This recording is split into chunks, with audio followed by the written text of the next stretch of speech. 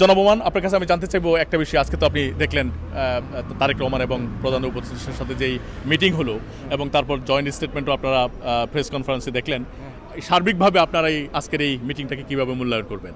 আসলে এটা একটা তারেক রহমান নিজেও এটা বলে গেছেন যাওয়ার সময়, যে আমরা যতটুকু জানি যে এটা আজকের মিটিংটা ছিল একটা ঐতিহাসিক ঘটনা। তো এই ঐতিহাসিক মিটিংয়ের মাধ্যমে বাংলাদেশের যে রাজনৈতিক যে টানাপোড়েন, আমার মনে হচ্ছে যে এই টানাপোড়েনে কিছুটা হলেও অবসান হবে এবং বাংলাদেশ, এবং আপনি শুনছেন যে ওই যে প্রেস ব্রিফিংয়ে জনাব আমির হোসেন মাহমুদ চৌধুরী বলতে আমরা নতুন বাংলাদেশ গড়ার প্রত্যেক সবাই একমত। তো নতুন বাংলাদেশ গড়ার জন্য যে যে গত জুলাই আগস্টে যে অভ্যুত্থান হয়েছে, বাংলাদেশের যে গণবিস্ফোরণ হয়েছে, তাদের সবারই প্রত্যাশা ছিল বাংলাদেশ মানে অতীতের যত জঞ্জাল আছে সব কিছু থেকে বেরিয়ে এসে একটা নতুন বাংলাদেশ গড়বে।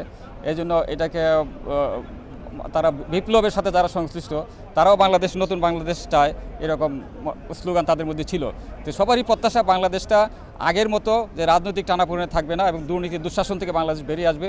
বাংলাদেশে যে গুম খুন এবং দুর্নীতির যে একটা কালচার গড়ে উঠছিল, মানে রাজনীতিতে ক্ষমতা যারা থাকবে তারা লুটপাট করবে, তারা দুর্নীতি করবে, মানে এবং জবাবদিহিতার ঊর্ধ্বে থাকবে।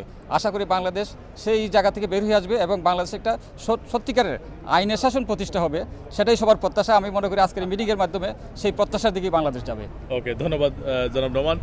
আপনারা শুনছিলেন জনাব ওলিউল্লাহ নোমানের মূল্যবান বক্তব্য। তিনি অবশ্যই সবাই এক নামেই তাকে চেনেন, আমার দেশ পত্রিকার সাংবাদিক ওলিউল্লাহ নোমানের মন্তব্য।